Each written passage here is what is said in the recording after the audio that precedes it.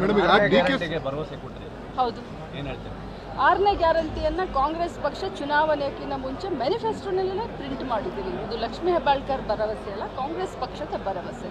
ಮುಂದಿನ ದಿನದಲ್ಲಿ ಮಾನ್ಯ ಮುಖ್ಯಮಂತ್ರಿಗಳು ನಮ್ಗೆ ಹೇಳಿದ್ದಾರೆ, ಉಪಮುಖ್ಯಮಂತ್ರಿಗಳು ರಾಜ್ಯದ ಜನತೆಗೆ ಆಸೆಯನ್ನು ಕೊಟ್ಟಿದ್ದಾರೆ. ಖಂಡಿತವಾಗ್ಲೂ ಮೇಡಮ್ ಈಗ ಡಿ.ಕೆ. ಸುರೇಶ್ ಅವರು ಮಾತಾಡ್ತಾ ಹೇಳ್ತಾರೆ ಅಂದ್ರೆ ನಮ್ಮ ಟ್ಯಾಕ್ಸ್ ದುಡ್ಡನ್ನು ಕೊಟ್ಟರೆ 2,000 4,000 ಕೊಡ್ತೀವಿ ಮಹಿಳೆಯರಿಗೆ ಅಂತೇಳಿ.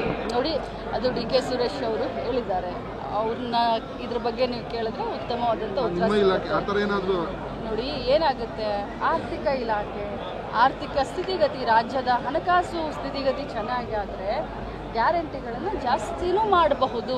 ನಮ್ಮ ಆರ್ಥಿಕ ಸ್ಥಿತಿಗತಿ ಯಾವಾಗ ಸುಧಾರಣೆ ಆಗುತ್ತೆ? ಕೇಂದ್ರದ ಪಾಲು, ರಾಜ್ಯದಂತ ಹೋಗ್ತಾ ಇರುವಂಥ ತೆರಿಗೆ ಹಣ ನಮ್ಮ ಭರವಸೆ ಕೊಟ್ಟರೆ ಹೌದು. ಏನು ಹೇಳ್ತೀರಾ?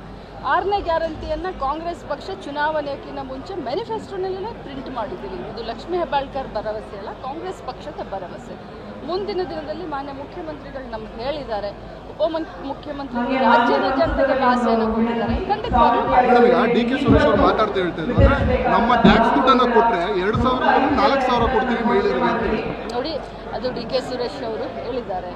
ಅವ್ರನ್ನ ಇದ್ರ ಬಗ್ಗೆ ನೀವು ಕೇಳಿದ್ರೆ ಉತ್ತಮವಾದಂಥ ಉತ್ತರ ಇಲಾಖೆ ಆ ಥರ ಏನಾದರೂ ನೋಡಿ ಏನಾಗುತ್ತೆ. ಆರ್ಥಿಕ ಇಲಾಖೆ, ಆರ್ಥಿಕ ಸ್ಥಿತಿಗತಿ, ರಾಜ್ಯದ ಹಣಕಾಸು ಸ್ಥಿತಿಗತಿ ಚೆನ್ನಾಗಿ ಆದರೆ ಗ್ಯಾರಂಟಿಗಳನ್ನು ಜಾಸ್ತಿನೂ ಮಾಡಬಹುದು. ನಮ್ಮ ಆರ್ಥಿಕ ಸ್ಥಿತಿಗತಿ ಯಾವಾಗ ಸುಧಾರಣೆ ಆಗುತ್ತೆ? ಕೇಂದ್ರದ ಪಾಲು, ರಾಜ್ಯದಂತ ಹೋಗ್ತಾ ಇರುವಂಥ ತೆರಿಗೆ ಹಣ ನಮ್ಮ ಭರವಸೆ ಕೊಟ್ಟರೆ ಹೌದು. ಏನು ಹೇಳ್ತೀರಾ? 6ನೇ ಗ್ಯಾರಂಟಿಯನ್ನು ಕಾಂಗ್ರೆಸ್ ಪಕ್ಷ ಚುನಾವಣೆಯಕ್ಕಿಂತ ಮುಂಚೆ ಮ್ಯಾನಿಫೆಸ್ಟೋನಲ್ಲೇ ಪ್ರಿಂಟ್ ಮಾಡಿದ್ದೀವಿ. ಇದು ಲಕ್ಷ್ಮೀ ಹೆಬ್ಬಾಳ್ಕರ್ ಭರವಸೆ ಅಲ್ಲ, ಕಾಂಗ್ರೆಸ್ ಪಕ್ಷದ ಭರವಸೆ. ಮುಂದಿನ ದಿನದಲ್ಲಿ ಮಾನ್ಯ ಮುಖ್ಯಮಂತ್ರಿಗಳು ನಮ್ಗೆ ಹೇಳಿದ್ದಾರೆ, ಉಪಮುಖ್ಯಮಂತ್ರಿಗಳು ರಾಜ್ಯದ ಜನತೆಗೆ ಆಸೆಯನ್ನು ಕೊಟ್ಟಿದ್ದಾರೆ. ಖಂಡಿತವಾಗ್ಲೂ ಮೇಡಮ್ ಈಗ ಡಿ.ಕೆ. ಸುರೇಶ್ ಅವರು ಮಾತಾಡ್ತಾ ಹೇಳ್ತಾರೆ ಅಂದ್ರೆ ನಮ್ಮ ಟ್ಯಾಕ್ಸ್ ದುಡ್ಡನ್ನು ಕೊಟ್ಟರೆ 2,000 4,000 ಕೊಡ್ತೀವಿ ಮಹಿಳೆಯರಿಗೆ ಅಂತೇಳಿ.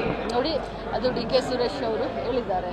ಅವ್ರನ್ನ ಇದ್ರ ಬಗ್ಗೆ ನೀವು ಕೇಳಿದ್ರೆ ಉತ್ತಮವಾದಂಥ ಉತ್ತರ ಇಲಾಖೆ ಆ ಥರ ಏನಾದರೂ ನೋಡಿ ಏನಾಗುತ್ತೆ. ಆರ್ಥಿಕ ಇಲಾಖೆ, ಆರ್ಥಿಕ ಸ್ಥಿತಿಗತಿ, ರಾಜ್ಯದ ಹಣಕಾಸು ಸ್ಥಿತಿಗತಿ ಚೆನ್ನಾಗಿ ಆದರೆ ಗ್ಯಾರಂಟಿಗಳನ್ನು ಜಾಸ್ತಿನೂ ಮಾಡಬಹುದು.